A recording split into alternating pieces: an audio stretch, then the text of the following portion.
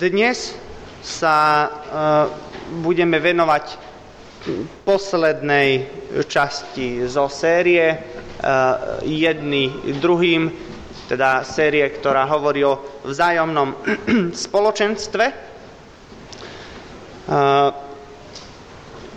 Chcel by som k tomu prečítať text, ktorý je zapísaný v liste Rímskym, 14. kapitola, 19. verš. List Rímskym alebo Rímanom, 14. kapitola, 19. verš. Prosím vás, aby ste sa z úcty k Božiemu slovu postavili. Budem čítať a potom sa ešte budem modliť. Preto snažme sa o to, čo vedie k pokoju a vzájomnému budovaniu. Nebeský Oče, prosím ťa o to, aby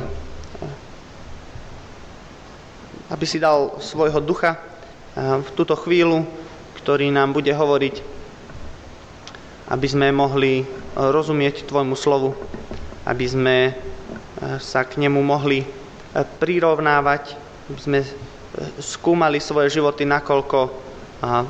nakoľko žijeme podľa tejto pravdy, aby sme mohli svoje srdce viac a viac odovzdávať tebe, aby ty si nás mohol meniť, aby sme mohli žiť životy, ktoré budú poslušné pred tebou, ktoré budú poslušné aj tejto tvojej výzve, ktorú máš pre nás. Amen. Môžete sa posadiť.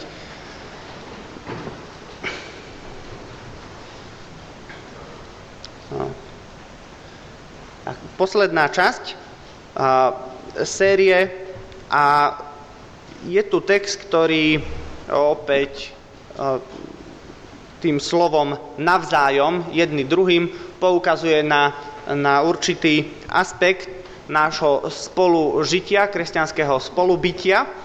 A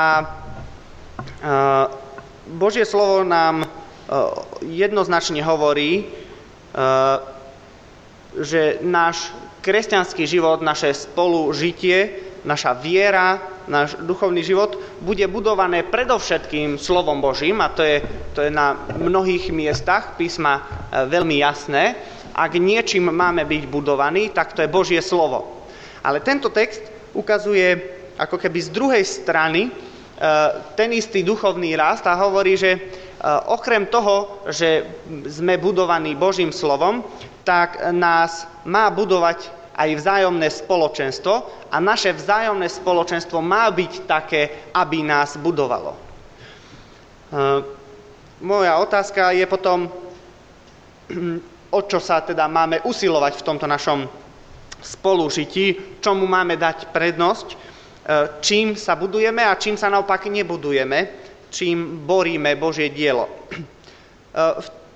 Prvé slovo, pri ktorom by som sa chcel zastaviť, je to slovo usilujte sa, snažte sa, ako je v iných prekladoch.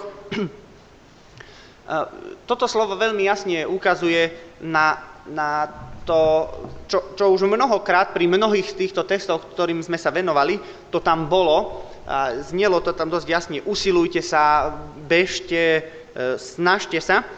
A tieto slová poukazujú na to, že vzájomný duchovný rast nepríde nikdy sám od seba.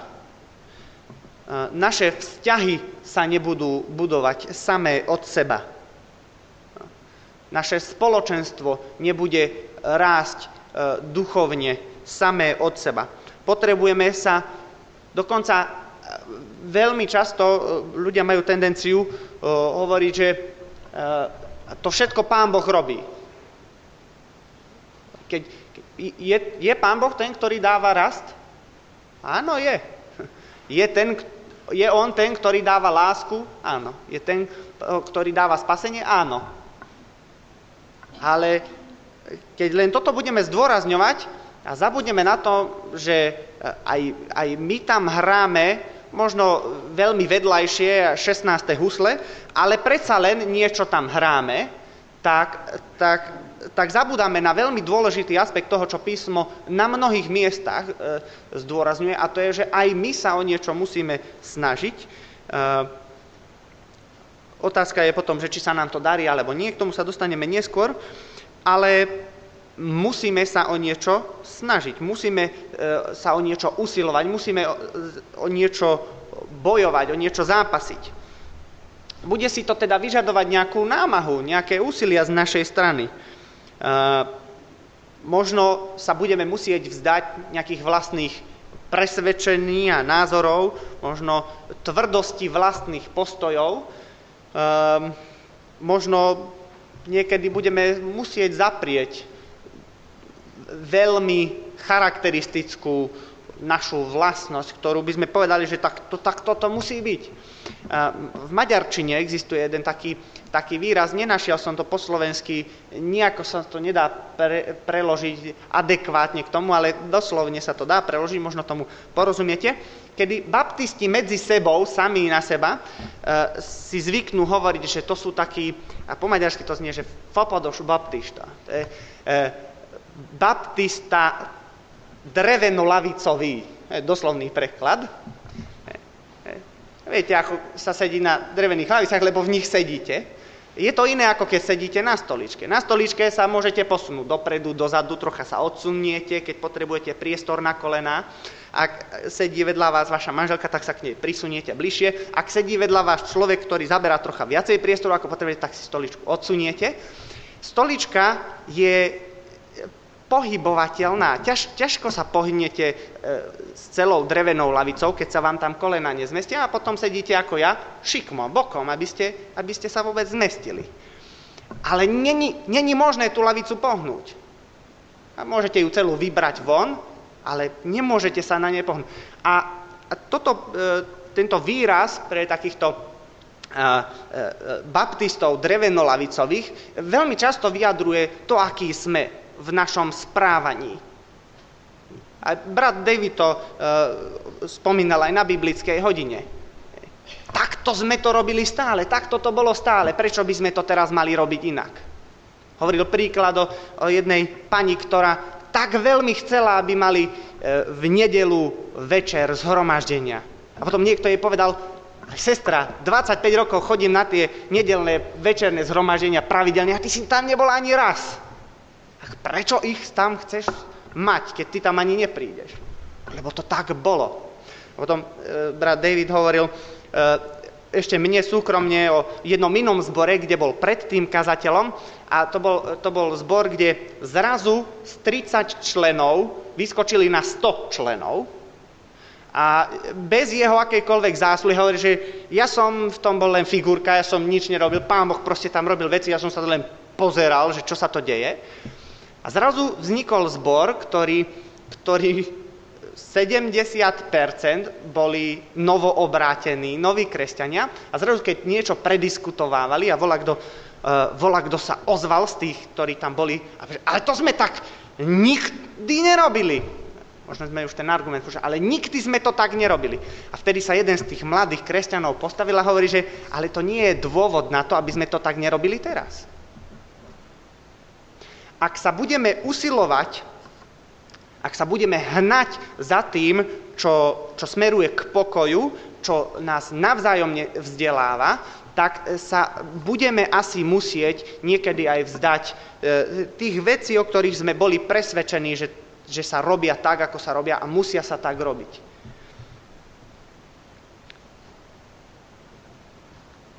Ak nás bude viazať láska k spoločenstvu, k bratom a sestrám, tak sa budeme usilovať o jednotu v podstatných veciach a nepodstatné veci, ktoré veľmi často práve tie nepodstatné veci sú tie, ktoré trhajú to puto jednoty, ktorú máme, tak tých vecí sa budeme vedieť vzdať.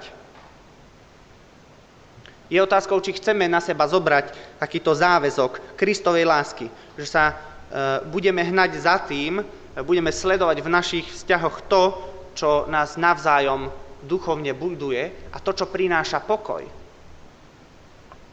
Nie môj pokoj, že konečne som povedal to, čo som chcel, ale pokoj spoločenstva. Pokoj a vzájomný spoločný rast sú to, čo tuto Pavol zdôrazňuje a A hovorí, že to nie je automatické v žiadnom spoločenstve. Teda je prirodzené, že ani v našom spoločenstve. Nie je to prirodzené ani v spoločenstve manželskom, ani v spoločenstve veriacich ľudí, keď sa stretávame na zhromaždení, keď sme členmi jedného spoločenstva. Nikde to nie je automatické, nikde to nie je len tak, že prirodzene samo od seba sa to tak vyvrbilo a máme medzi sebou pokoj a rastieme. Biblia nás vyzýva, aby sme sa za tým hnali, naháňali. Je to skoro ako naháňačka a niekedy možno máme pocit, že je to naháňačka, ktorú nikdy nemôžete vyhrať. Poznáte to, keď trojročný chlapec naháňa svojho otca. No ak by sa ten jeho otec nesnažil, aby to jeho syn chytil, ak by nespomalil trocha, tak myslím si, že ešte pár rokov by sme si počkali, aby ho ten syn dobehol. Však? Niekedy možno máme pocit, že to je takáto naháňačka. Máme sa usilovať za tým, čo smeruje ku pokoju, za tým, čo vzdeláva, ale je to vôbec možné? Toto Pavol nerieši. Toto nie je otázka pre ňo. Hovorí, je to možné, preto sa za tým máme hnať. Samozrejme, bude si to vyžadovať vzájomné naháňanie sa. Viete, k tomu, aby ste mohli dosiahnuť pokoj, nestačí, že len jeden z nás sa bude hnať za pokojom. Musíme sa hnať všetci za tým pokojom, navzájom. V opačnom prípade skončíme s tým, že sa budeme naháňať a nikdy sa nedobehneme. Ale keď sa všetci budeme hnať za tým, čo prináša pokoj, sa všetci budeme hnať za tým, čo nás navzájom vzdeláva, nie len tých druhých to vzdeláva, ale aj mňa, a nie len mne to spôsobuje pokoj, ale aj tým ostatným, tak vtedy prídeme k tomu, k čomu prišiel aj Pavol, že je to možné. Prichádzame teraz k druhému bodu. Otázka je, čo je to, čo nás navzájom vzdeláva. Teda nie len to, čo buduje mňa a vzdeláva mňa a naplňa ma to pokojom, ale to, čo naplňa pokojom aj ostatných a to, čo je na povzbudenie, na rast tých ostatných. Tak v prvom rade sa úplne určite môžeme zhodnúť na tom, že je to spoločenstvo, kde vládne jednota. Naši predkovia si dali tú námahu, aby aj v názve sme mali toto vyjadrenie tejto pravdy, jednota, nie len vyjadrujúce, že sme akási únia zborov, kde sa snažíme byť jednotní, ale jednota, ktorá vládne medzi bratmi a sestrami v spoločenstve. Myslím, že sa môžeme zhodnúť na tom, že nejednota borí. Nejednota rúca veci. Ak máme strechu, ktorá bola napadnutá, jej drevo bolo napadnuté takým škodcom, alebo proste niekde na streche vznikla nejaká štrbinka, zatieklo nám na to drevo spráchnivelo, vyhnilo, spráchnivelo a možno na chvíľku to bude vyzerať zle, keď tú strechu budete chcieť opraviť. Väčšinou, keď sa vám pokazí nejaký jeden trám z tej celej strechy a sa vám to začne preliačovať, tak to musíte vymeniť. Keď to začnete meniť a rozbúrate celú strechu, tak to na chvíľku bude vyzerať, že no čo teraz? Celá strecha je dole. Ale vy viete, že ste to museli spraviť kvôli tomu jednému drevu, aby ste ho opravili, aby ste ho veľmi často vymenili. A potom to postavíte naspäť a postavíte z toho opäť jednu peknú strechu. Ale tá strecha nemôže byť jednotná, ak sú tam časti, ktoré sú pokazené, ktoré sú zlé. Tá strecha, už len sa zvonka pozriete, a uvidíte ju. Tuto pár metrov, keď pôjdete ďalej v skutočnosti. Keď idete zo zhromaždenia a pôjdete smerom na námestie, po pravej strane, tak vzadu pri Rímave. Jeden dom, veľmi sme sa na tom pobavili minulý týždeň, keď sme si ho všimli, s Jankom Krížkom, keď sme išli smerom na námestie, asi 3 také pekné kopčeky. Si hovorím, to asi nebude prirodzene tak. Jednota nie je slovo. Jednota nie je náš názov, niečo pekné, čo sa tak voláme. Jednota je niečo, čo treba budovať. A k tomu, aby sme mohli budovať jednotu, sa všetci do toho musíme aktívne zapojiť. A všetci budeme musieť hľadať to, čo je jednotné.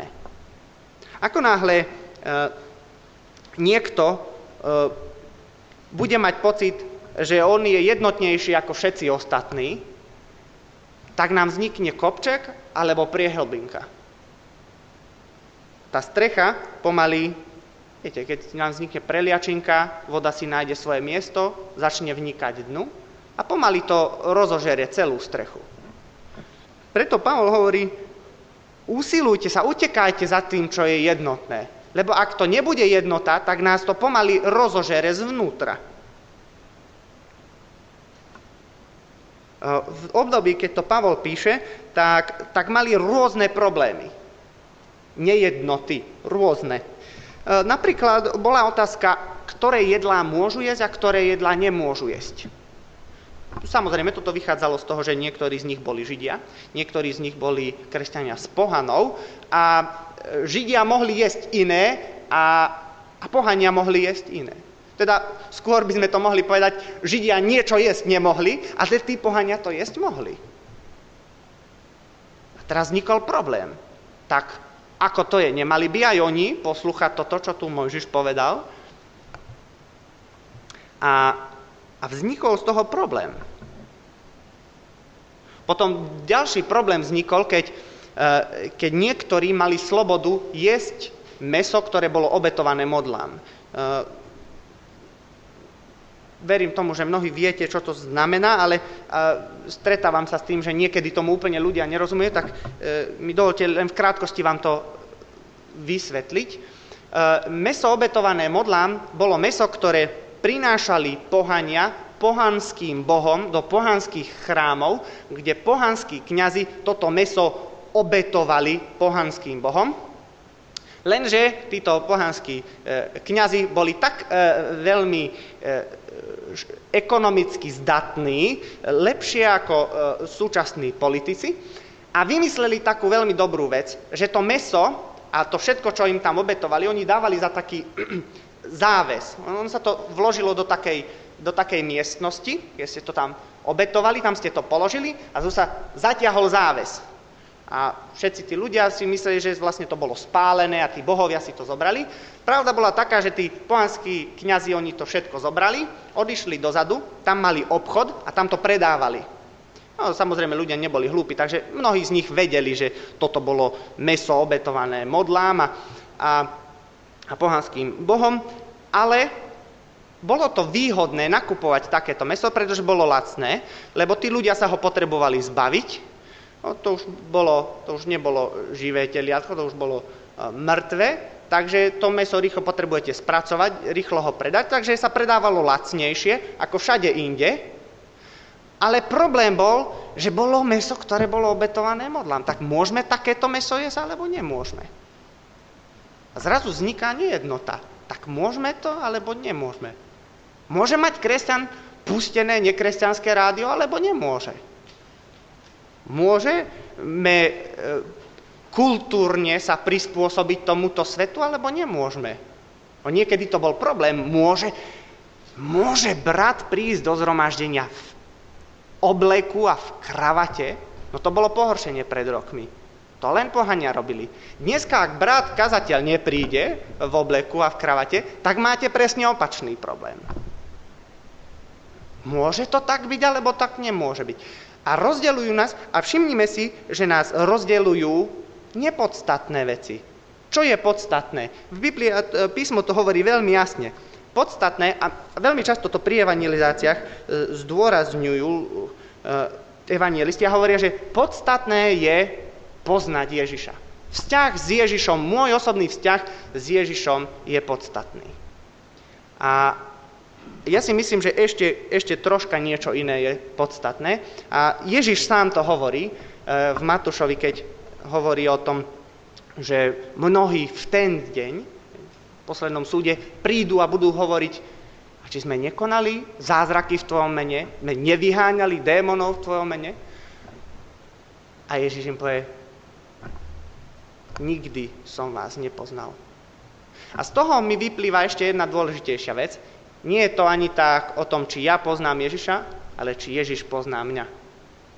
Nie je to ani o tom, koľko toho viem o Ježišovi poznať a ako dobre ho ja poznám, ale ako dobre on pozná mňa. Nezabúdajme, on je ten, ktorý vidí naše srdcia. On je ten, ktorý vidí všetko, čo je v nás. On nás vidí priamo cez nás. Nie je nič, čo môžeme skryť. Pozná nás tak, že povie na poslednom súde, áno, tohoto poznám. To je to, čo je dôležité. To je to, v čom sa rozísť nemôžeme. Ale všetky ostatné veci sú veľmi často iba prekážkami, lebo sme nejednotí. Ja teraz nevravím, že zaveďme anarchiu, všetky ostatné veci sú nepodstatné. To by som bol veľmi nerád, ak by to náhodou niekto takto pochopil, pretože na iných miestach sa píše aj, že má byť poriadok. A potom z toho vzniklo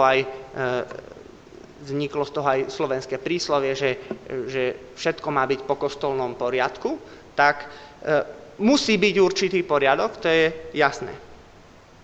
Ale v našom vzájomnom jednaní, v našich vzťahoch, ak má byť niečo jasné, tak to je vzťah s Ježišom a vzťah Ježiša ku mne. A tie ostatné veci sú veľmi často len polená, ktoré si hádžeme popod nohy a musíme byť opatrní, aby sme sa nepodkýňali navzájom, ale práve naopak, aby sme budovali jednotu, aby sme sa prijímali v rôznosti, aby sme sa milovali navzájom, aby sme si navzájom slúžili. Je tam láska. Ďalšia veľmi dôležitá súčasť toho, čo vzdeláva, je láska. Sme Božia rodina a preto by sme mohli použiť obraz z rodiny. Ja síce mám rodinu, ale ešte len veľmi malú a nemáme deti, ale ako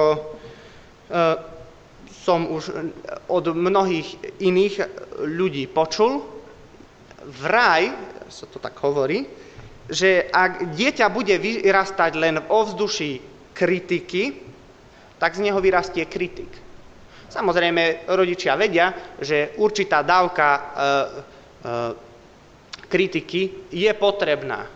Je potrebné vedieť povedať pravdu v láske a to je nespochybniteľné, že niekedy proste treba vedieť povedať, tuto sú hranice, syn môj alebo dcéra moja, toto už je zlé. Ale ak bude dieťa vyrastať neustále v prostredí kritiky, tak bude podliehať nezdravému rastu. A naopak, ak bude vyrastať v ovzduší prijatia, lásky, pochvaly a povzbudenia, tak sa bude zdravo vyvíjať. Teraz hovorím sám proti sebe, lebo ja som jeden z tých, ktorým sa veľmi ťažko hľadá pochvala, povzbudenie, prijatie a v tomto bode rozumiem tomu slovu, ktoré tam Pavol hovorí, že sa máme za tým hnať. A v tomto bode sa cítim ako ten malý trojročný chlapec, ktorý nestíha, ale verím tomu, že budem môcť rásť a jedného dňa vyrastiem a budem stíhať za tým, koho naháňam a dobehnem ho. Potrebujeme sa za tým hnať. Potrebujeme sa hnať za tým, čo je dobré, čo je na budovanie pre môjho brata alebo sestru. Je to ťažká cesta, nie je ľahká, nie je prirodzená. Vyžaduje si seba zaprenie. Zrelosť duchovného života sa nemeria tým, ako dlho som kresťan, ako pravidelne chodím do spoločenstva, ako sa viem modliť, alebo ako dobre poznám Bibliu, prípadne koľko veľa mám obdarovaní. Samozrejme, že sú to určité ukazovatele duchovnej zrelosti, ale zvrchovanou cestou života viery je život v láske. V ohľadoplnosti jedného k druhému.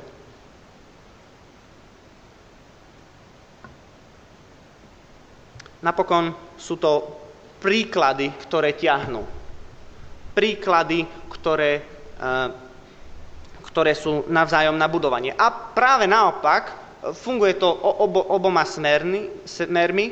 Potom zlé príklady sú tie, ktoré búrajú. A opäť si uvedomujem, že asi nie som ten prvý, ktorý by tu mal stáť a hovoriť o dobrých príkladoch, keďže viem, že nie som vždy dobrým príkladom, dokonca veľmi často som zlým príkladom, ale to neznamená, že prestanem utekať. To neznamená, že mám pocit, že to nikdy nedobehnem, tak zastanem a nepôjdem ďalej. Je tam zasľúbenie, že to bude mať pozitívny vplyv. Ak vydám dostatok energie na to, ak vydám dostatok úsilia na to, aby som utekal, že Pán Boh sa k tomu prizná. Napokon aj tak to nie je nikdy o nás. A toto si potrebujeme uvedomiť. Ak aj dosiahneme pokoj, aj dosiahneme to, čo nás navzájom buduje a vzdeláva, tak to nedosiahneme preto, lebo sme dobre utekali, ale preto, lebo Ježiš sa k tomu priznal.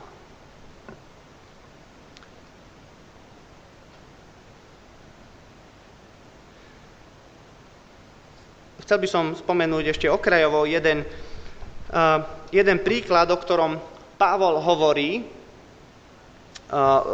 Pavol hovorí o dare jazykov, ktorý je určený pre osobnú pobožnosť, ale nie je tak ako výklad. Ten dar jazykov je veľmi užitočný pre nás. Ale kým nie je vykladač, ktorý by interpretoval tú modlitbu, tak Pavol veľmi jasne hovorí, aby sa táto vec nepraktizovala v spoločenstve. Kým tam nie je jasne vykladač, aby bolo jasné, že v spoločenstve hľadáme spoločné budovanie, nie len osobné. A tento príklad ma núti rozmýšľať nad všetkými ostatnými vecami. Nad akoukoľvek službou, ktorú robíme. Robíme ju preto, aby sme seba realizovali, seba prezentovali, aby sme uspokojili samých seba, alebo to robíme preto, lebo hľadáme dobro našich bratov a sestier. Stále si musíme byť vedomi toho, že čokoľvek robíme, čokoľvek hovoríme, má byť na všetky výzvy, o ktorých sme hovorili za posledný rok, som presvedčený o tom, že k tomu prispievajú. Či už to bude,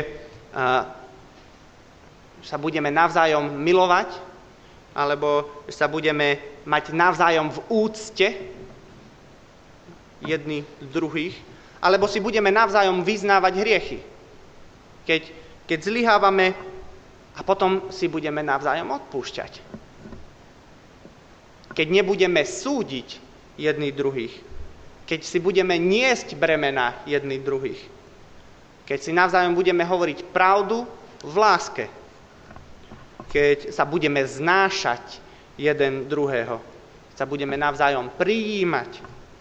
Keď sa budeme modliť jeden za druhého, keď sa budeme povzbudzovať navzájom, keď si budeme spievať navzájom. Čokoľvek z toho, o čom sme hovorili za uplynulý rok. Sú veci, ktoré prispievajú k vzájomnému budovaniu a potrebujeme hľadať všetky z nich.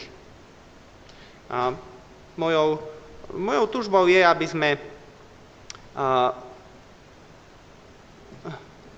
sme sa vedeli pozrieť každý sami na seba. Mám aj ja takú tendenciu a ešte keď som chodil do školy, tak sme sa veľmi často rozprávali aj na homiletike.